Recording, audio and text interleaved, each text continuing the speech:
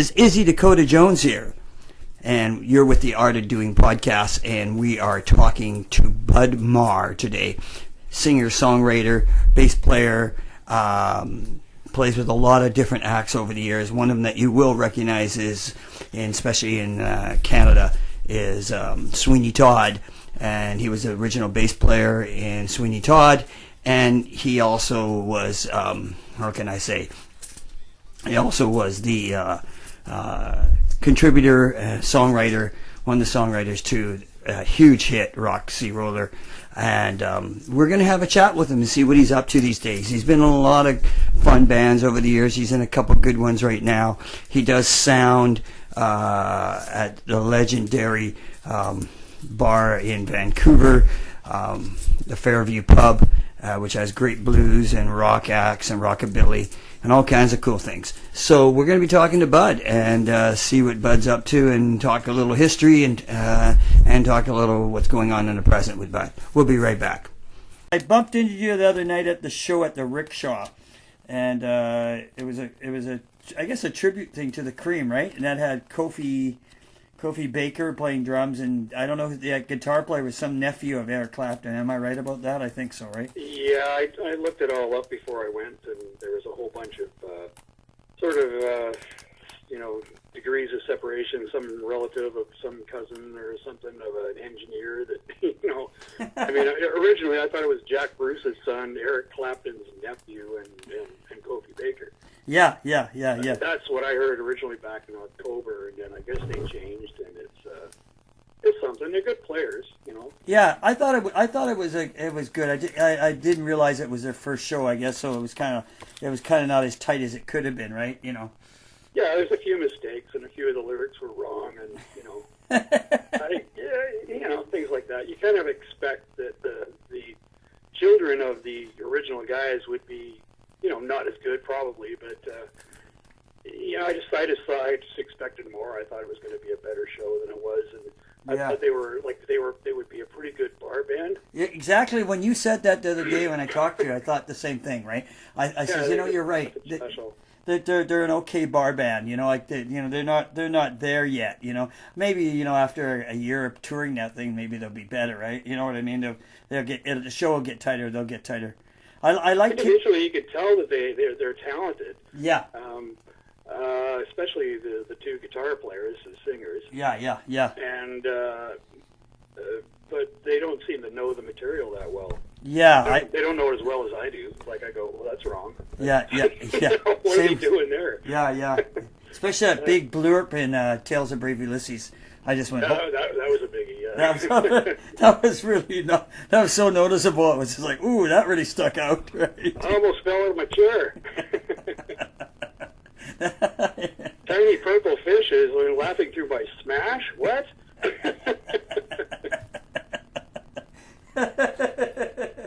They're ready to get it over. I know. It's good to hear those songs live. Though. I haven't heard. Like I saw the Cream when I was a little kid, right? And I was about 10 or 12. And I saw them at the Coliseum. That was the first show in the Coliseum, actually. And I saw that, and it was a great show, right? There was no doubt about it. It was really good, right? And I mean, they played really well. So it was kind of neat to see them up there. They were, I think that was the last tour they did, and they were kind of iconic at that point, already, right? Yeah, for sure. Yeah. And the place was just packed full of hippies, right? Running around, right, in psychedelic clothes. It was kind of weird. It was kind of wild, actually, very wild, but it was far cool. Out, yeah, it was far out time. So, anyways, these days, like I always see you at the Fairview. You do sound at the Fairview, and you got a couple other bands going. What's the name of your bands, and what do you got going?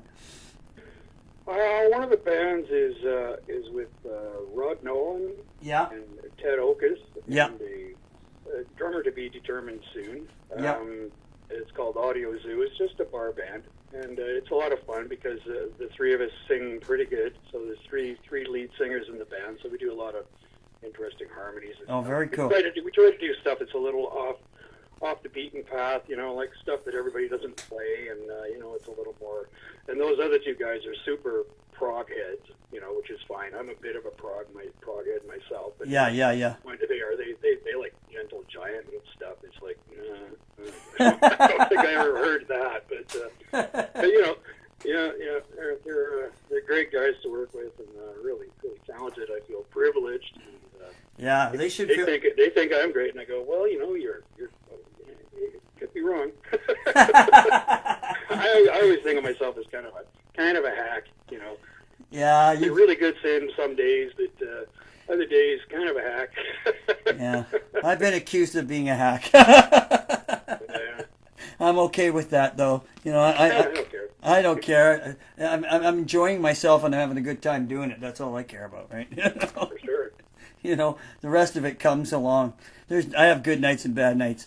So you got that band. What's the other band you got? You got two, I think, going, right?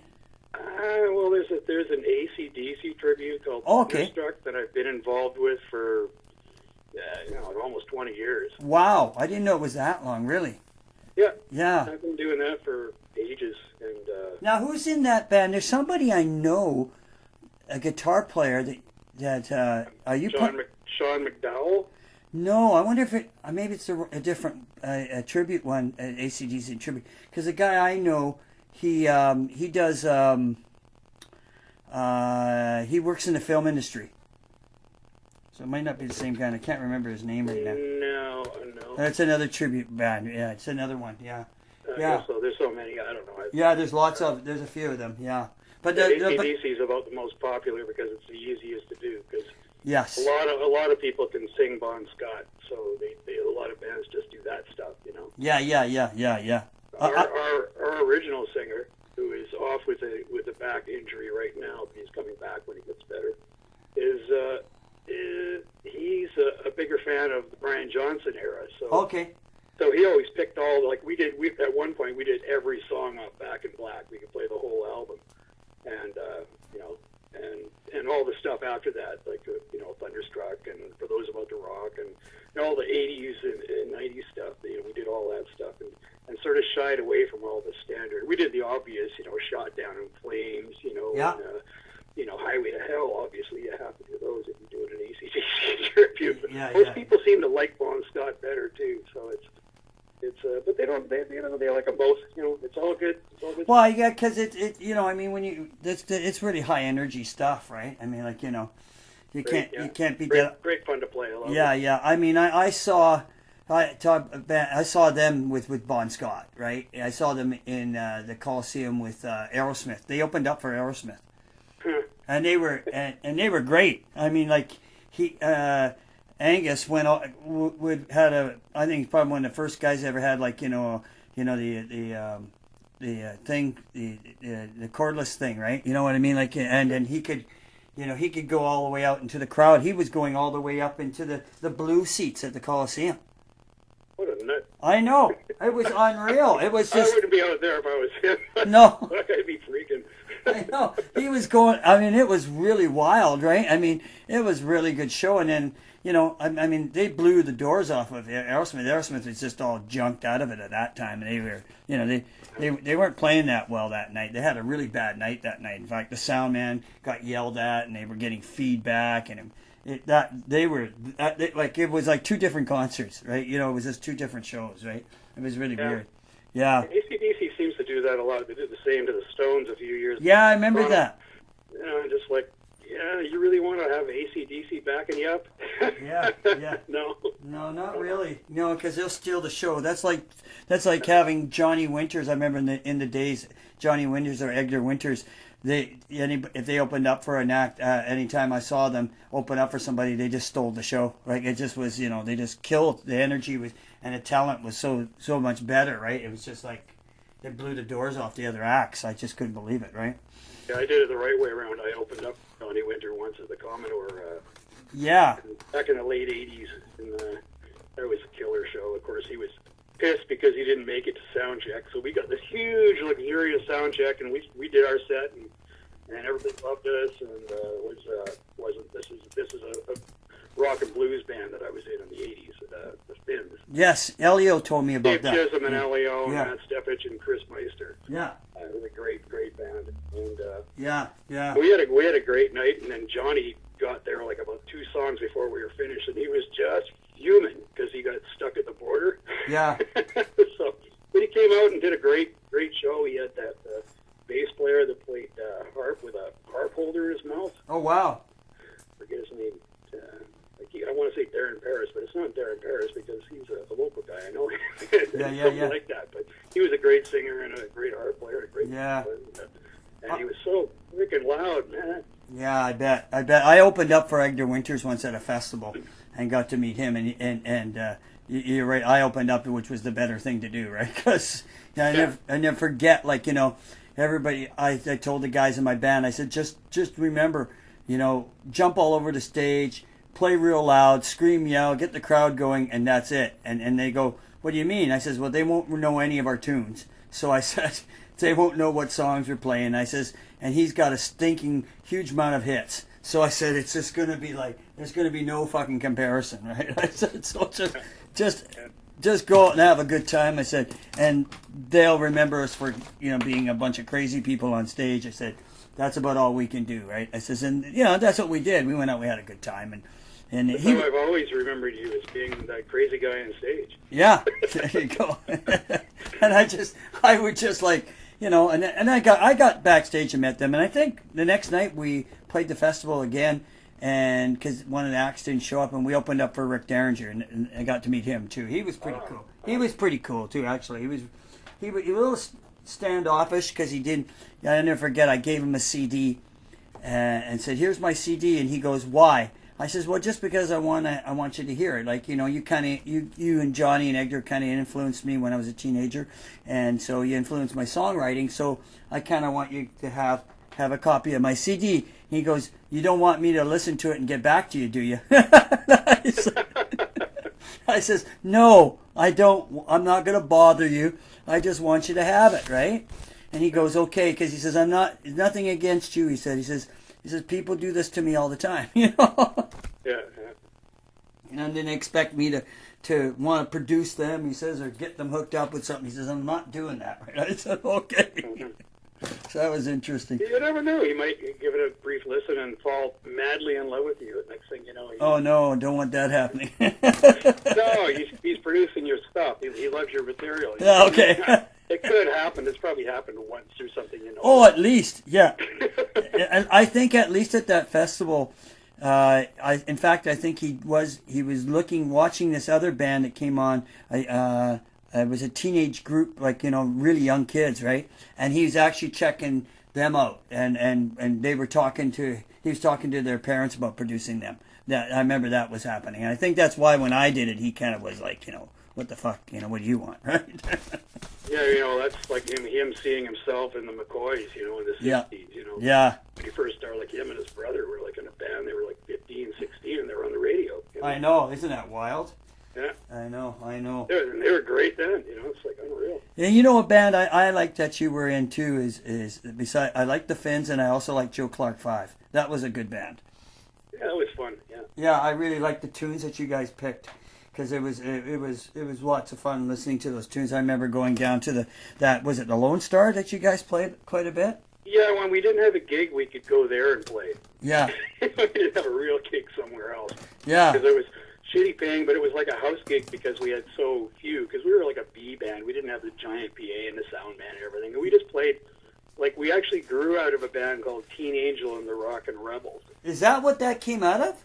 That's what it originally was, and, wow. and Peter Dean, Teen Angel, decided he was going to pack it in, and I was playing in Teen Angel. You were too. I forgot about that. That's right. Yeah, like for about 6 months. Like at the very end, they were just like fulfilling their obligations, and he was going to just wrap it up. He didn't want to do it anymore. Yeah. So fine, okay. So when that was like 1979, 1980. I remember that, yeah. And so we figured, well, that was the 50s. I guess it's a decade later, so let's make a band that does, like the guys that were in the Teen Angel band. Yeah. I want to form a band that does 60s stuff and just keep going. And, kind of do, and so, yeah, so a bunch of guys from that band, the original drummer and everything was from Teen Angel too. Yeah. I got a couple of them. I got John Ferreira was in the Joe Clark Five originally, which was a riot. You know, Yeah, he's yeah. a sax player. He was playing. Like, he had a Hammond organ and a Wurlitzer piano too. He played. Yeah, keyboard. yeah. I remember. And he played sax with us, and that was the original Joe Clark Five. And there was 5 of us, and then we had a bit of a falling out with one of our singers who pretty much just sang some of the songs, and I was singing the other half of the songs. Yeah. And we just he wanted to fire everybody in the band but me. Wow. And I said, well, how about we fire you? That would be easier. and so we did, and then we became a 4-piece, and we were still called the Joe Clark Five. I thought that was brilliant. And we just kept it. We didn't care, because there's only 4 of us. We don't need the 5th guy. Yeah, well, and the people are probably sitting in the bar. I don't get it. Why are they called the Joe Clark Five and there's only 4 of them? Just because 5 is in the name doesn't mean there's 5 of us. That's the name of our band. I know, but that's what people probably thought. You know? It's like 007. Well, there's only one of them. Why is he 7? You know? So true. Yeah, we just love playing all that obscure 60s stuff. You know? I loved it. I thought it was And, great. and we were the first band to do that, and then a bunch of other bands started doing it after, a few years later. Yeah. Yeah, we had a great following at the Lone Star. We'd pack it with college kids, they all. Oh, I know. We would come down, all the East End guys, we would all come down on a Friday or Saturday night, like we would, party at somebody's house for a while and get liquored up and stuff, and then we'd come down and sit there and watch you guys play and get even more loaded, right? Yep. I don't remember leaving there, that's the whole thing sometimes, right? I remember leaving there a couple of times, but I was there a lot. And so let's talk about let's go back to the Sweeney Todd days. So did you write Roxy Roller? Did you have a big say in that? Or? No, not at all. All I did for that song was the part that goes Roxy. Yeah. But that never had a Roxy in it. It was just like it was instrumental. Right. I just started doing that, and Nick looked at me and smiled and kept it. Right. That's arrangement. That's arrangement, but that's a key part in the song, though. That's the main sort of. It's like a bridge, it's like the bridge. It's a huge the hook. I mean, but the music was already there. I didn't. Jim McCulloch made up that musical part. It's just right. That. But I just added the words and started yelling that. And oh, cool. So yeah, but then people say, "Oh yeah, you wrote Roxy." No, I didn't. I arranged a small tiny bit of it. Yeah. I mean, do I get money for that? No. You got a Juno though. I saw the Juno. Yeah, I got a Juno award, but that's you know what that's for? That's not for any artistic ability or any talent. That's for biggest selling single. Yes, Strictly cash. Yeah, strictly. Just happened to sell more than anything else in the country that year. Yeah, and that must have been interesting because I remember back in the day, like when you guys were playing. I remember back in the day, like you got weird places to play gigs, right? I mean, you guys were doing like roller rinks. You were doing like high school dances, like you know what I mean, noon hour concerts and shit. There was a lot. Our manager was Barry Samuels, and yeah. And Bruce Allen, Sam Feldman, whatever, they had all the nightclubs. Yes. And so we didn't play in nightclubs. We played high schools and roller rinks. Right. That's what our manager could get because the other stuff was all tied up. And we played at the Body Shop a couple of times. I don't know how that happened, but we never played at Lassiter's or right. Starvin' Marvin's or yeah. We did play at the Town Pump. Oh yes. And I remember playing at the Cave once with Brian Adams. Oh yeah. When Brian was there, yeah. Yeah, right. That was in '77. Yes, and I remember seeing you guys with Brian at my high school too one time. Yeah, when Brian was in the band, and I did, and I didn't like it as much as I saw you with Nick. Right? That was my take at the time. Right? But I didn't know who Brian was at the time. Right? Yeah, well, he was nobody. He was just the replacement singer for Sweeney Todd at the time. Yeah. He did a pretty good job, and he did a good job. Yeah, I thought so. He was 17, and he had a lot of chutzpah. Yeah, he So did. He could do it, you know. Yeah, he could pull it off. He did a very good job, right? Yeah. Yeah, Nick had more experience and stuff, and Yeah. then he was the original singer. So, but Yeah, because I remember they're both good. They're both very good. I remember seeing you guys at Stardust Skate Place in North Van there one time. I came and watched you guys play. It was interesting. A roller rink, right? It was just like I don't know. Yeah, that was the roller rinks were before we had any records on the radio. That was and most of the high schools. I guess some of the high schools. The high schools seemed to never end. I don't know. Yeah.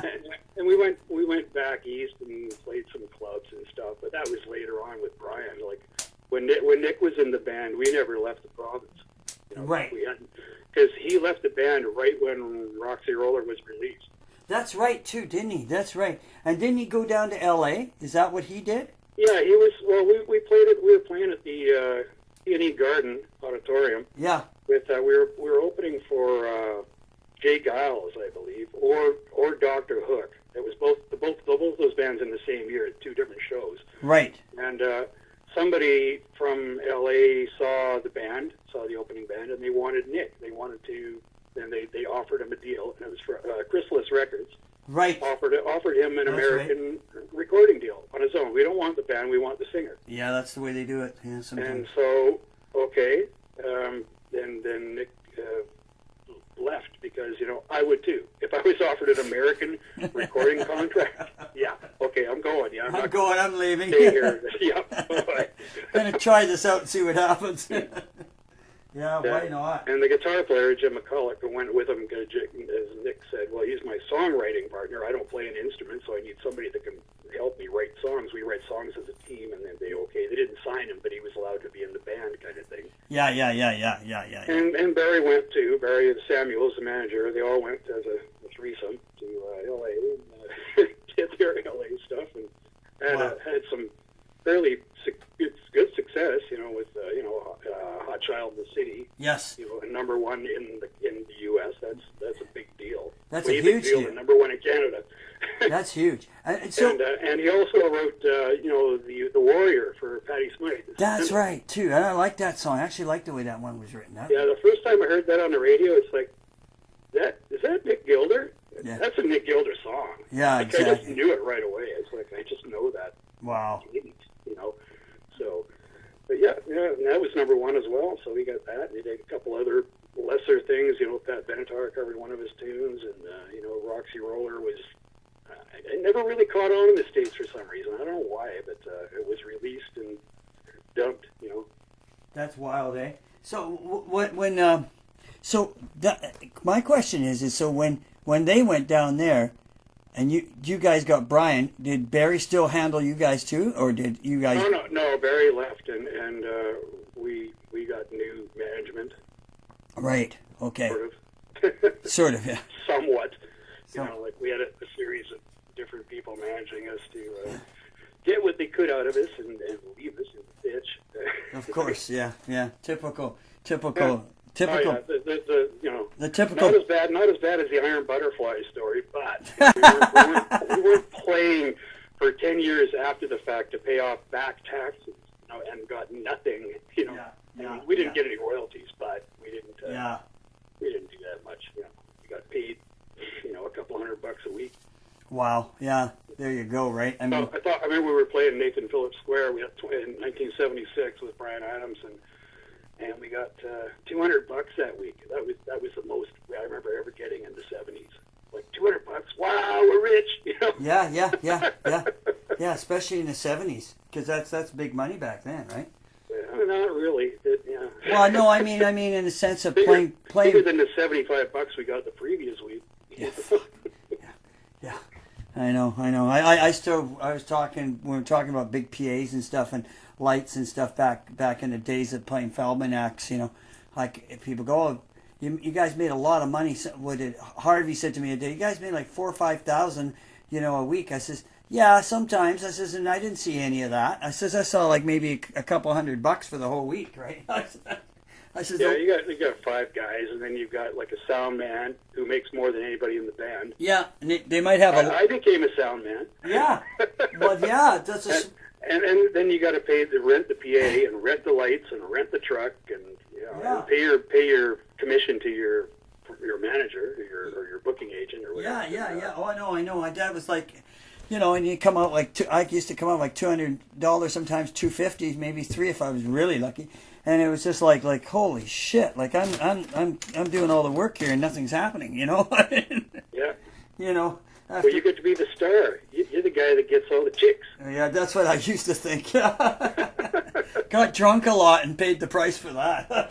Yeah, sounds like my life. Yeah, it's like okay, I think I'll just start drinking now. It was an easy escape from what I was actually doing, and eating a lot of boxes of Kraft dinner. Right? I mean, it's like, oh shit. I kept saying all the time, I don't know how you felt, I kept saying all the time, you know what, I made a lot of money for Sam Feldman. Yeah. That really helped him. A bunch of people did. Yeah, we helped his life out more than he thinks. Unreal. So now, do you still write songs? I could, but I don't. Okay. I haven't written anything in ages. Right. The only time I ever wrote songs is when I had to. Yeah. Okay. Very rarely get inspired. Right. Because I'm so always been kind of negative, like not a nasty negative person, but just down on myself. It's like, I'm never going to be able to write a song that good. I'm listening to, I grew up on the Beatles, and then, my favorite bands after that were like Jethro Tull, and then 10cc and Supertramp. And I'm going like, I can't write anything that good. Yeah, I know. So if I can't top that, I don't want it. I won't do it. It's like that. I hear you. I'm sort of I write all the time, but I write every week, every day, and write lyrics every day. Some things are crap, some things are not, right? I don't. I just want to see if I can actually write a really good song. I don't. Yeah, you should keep trying. I mean, I know that, and it's like, one of these days, and then once in a while, I'll get a spark, and I'll go, I want to write something. Yeah. Like I'd really like to write a song for my wife, because that'd be nice. Yeah. Because she told me to, so. But I don't want to do it because I have to. No. Because I'm fired up to do it. I hear you. And I certainly have the space and the facility, and I have the recording equipment, and I have a studio in my basement. It's a rehearsal space, but I mean, I could easily record in here. Like, Yeah. I've got a bunch of old demos that I did at the tail end of Sweeney Todd when I was the lead singer for the band after Brian Adams left. We said we'd had enough of lead singers, and so just like the Joe Clark Five, we became a four-piece. Yeah. The singer. And then we did a full album's worth of new material. Yeah, I remember that. And I've got I give these to my friends. Well, you got old demos, so let me hear them, and I'll make a CD for somebody. I'll give it to them. Like, oh yeah, that's great, and that's the end of that. It's like they never say we should play that song or anything like that. Nothing ever. It's just not. It's not up there with other stuff. It's just. Well, sometimes. And then somebody told me once, oh, it sounds like Styx. I'm going, ah, God, that's the last thing I want to sound like. And I go, oh man, I guess it does. Well, it was 1979. So. Yeah. I know. When I write and I don't know who that is, but they're not talking to them. So when I write, I like one song we wrote and it did really well for almost 2.5 years. Like as far as airplay goes, I make no money from it. But it was on the charts for about 2.5 years. It's just starting to go down the tubes now. The airplay is getting thinner and thinner. Rotation wise, I mean, and we didn't know that we wrote something that a lot of people really liked. I mean, I didn't know that. You know what I mean? Like I had no judgment of what we were doing, and then next thing you know, look at the results. That's pretty decent, right? And we're going, well, that was cool. Now can we top that? That's a big problem right now, right? Yeah. We're trying to top it, and we're not able to top it, and I'm starting to go like, shit, I don't know. I don't know. But so my producer just tells me, don't try to do that. Don't try to top that song. Just write. Just keep going, and maybe something will inspire you. You know, like Yeah, come in waves. It'll be up and down. You'll have yeah. You'll have the peaks and dips. And I had some success once with one of the first songs I wrote when Bryan Adams first joined the band. Right. He sang it. It's a song called "Shut Up," and it's on our second album, the Bryan Adams Sweeney Todd album. Right. And that's the first song that Bryan Adams ever heard himself sing on the radio. Oh, very cool. And we were driving up Kingsway. He was in the passenger seat of this old Rambler, and we're rolling up Kingsway. I was driving him home or something, and it came on the radio, and we had just released it, and we didn't know if anything was going to happen, and there it was. Yeah. It was like on like Seafon or something like that, AM radio, and the song was called "Shut Up," and the DJ prefaced it with a bunch of tape recordings of little kids requesting the song. Shut up, shut up, shut up, shut up, shut up. And then they played the song, and it's a lighthearted, jokey song, silly song. It's not negative at all. And it got pulled off the radio because some people complained that it was offensive. Oh, God. Well, back then... Shut up. Oh, that's such a bad word, know. Yeah. And it was, we thought we weren't going to be a one-hit wonder anymore. We had Roxy Roller and nothing else really hit big. We had a minor airplay, but that song was going to go somewhere. Yeah. And that was going to be like me. I wrote that fucking song, and it's going to be a hit. And and Bryan Adams says, I'm going to be on the radio. I'm singing a song, not Nick Gilder. Yeah. It was so devastating when they just yanked it and didn't play it anymore. Yeah, but that must have been, I remember the first time I got airplay, like on a major station here, and I was driving from the ferry terminal because I was picking up my son, and it was really funny, all of a sudden it came on, and it'd been in rotation, and I've never heard it on the radio, and I heard it, and you know what? It was a weird thing. I looked and I heard it, and then my kid recognized my voice right away. And he went, Dad, that's you on the radio. And I just went... Oh, he hadn't heard the song? No. Yeah, he hadn't heard it. Huh? And he just went, Dad, wow. That's your voice. And I just went like, huh? Then I went, you're right. That's us, right? It sounded an awful lot like the song I wrote and I sang. It's like, you're right. I just went, that's me, yeah. It was... it's a cool little rush because you're driving down the road and it's not like you slug the CD into your thing and listen to your own stuff. It was playing, right? So, yeah, it was interesting. I know what you mean. And you hear it and you start thinking things. Oh, fuck, this is going to do really well. And then it does good. But it did good. It got lots of airplay for a while. But but that was it. So you know how I felt when I heard that first song that I wrote from the radio. Yes. It's the same deal when the first time Nick Gilder heard himself on the radio. I was in a car with him and Jim McCulloch. It was a song called Sweeney Todd Folder, which got to about number 14 here in Vancouver. Right. On the AM radio charts. And that was another big exciting, because that's the first time I ever heard myself on the radio. And it's just like, it's really a big deal when you hear yourself on the radio for the first time. Yeah, it's a rush, right? I mean, it's great. It's like, that's a major milestone. Yeah, because then you go like, I'm not just playing a bar or playing a live show. I'm actually pre-recorded and they're hearing me. Like they're hearing what I might actually be somebody. Yeah, you think that anyways, yeah. And then, 50 years later, you go, no, I guess not. Well, I agree with you. Like the thing is like the thing about writing is that I'm kind of I agree with you. Like I don't know, I inspire to write like you said, like people like the Beatles or the Stones or anybody like that, the Cream. Anybody who writes really good songs, I inspire to try to get to that point. And it's I've always said I want to get at least one song to do really super well, and then when I got one doing really good, now I want another one. It's just like, but I want to top it, and like I said earlier, but it's hard. You just got to learn not to like compare yourself to like your predecessors, the people that you look up to, because it's hard to match up to that, right? It really is, right? Yeah, as far as I'm concerned, nobody's writing songs as good as those songs songs that I grew up with. And, You know what? Yeah, it's you know what? Nowadays, I would say, I've heard, like, recently I heard, the recent Ozzy Osbourne album, right? And he did one song with, I mean, there's quite a few actually good songs on the album.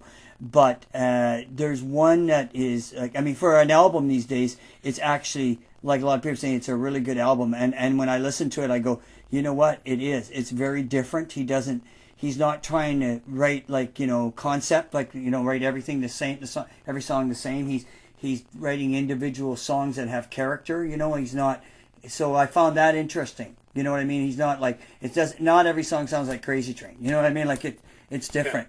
Yeah. And that's what I did like about it.